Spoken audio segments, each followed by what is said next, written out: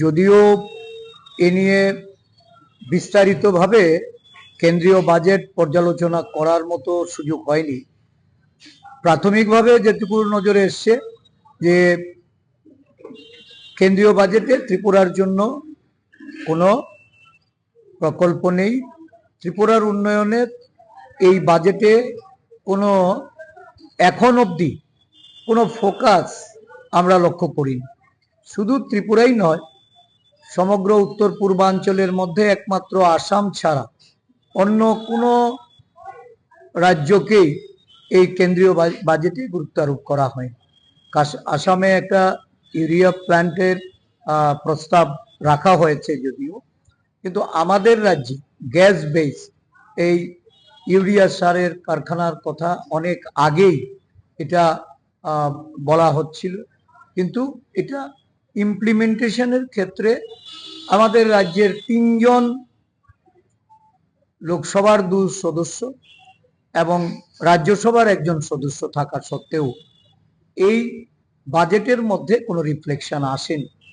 তো ত্রিপুরাকে গুরুত্ব আরোপ করার ক্ষেত্রে কেন্দ্রীয় সরকারের কোনো ভূমিকা নেই, কিন্তু নির্বাচনের আগে শুধু ডাবল ইঞ্জিনের কথা বলে জনগণকে যারা নানাভাবে যারা আশ্বস্ত করেছিল, জনগণের ভোট নেওয়ার জন্য প্রভাবিত করেছিল, আজকে এটা 7 বছর পেরিয়ে আমরা লক্ষ্য করছি যে এই কেন্দ্রীয় বাজেট ত্রিপুরাকে শুধু আশাহতই করছে না, এরা হতাশ করে চলেছে। এই বাজেট মূলত মধ্যবিত্তদের একটা কঠিন পরিস্থিতির মধ্যে ঠেলে দেবে। এখানে কর্মসংস্থানের কোনো সংস্থান রাখা হয়নি এবং দেখা গেছে সারা দেশব্যাপী যে মূল সমস্যা আনএমপ্লয়মেন্ট, এই প্রাইস হাইক বা এই যে ট্যাক্সেশনের ক্ষেত্রে এখানে কোনো রিলিফ নেই।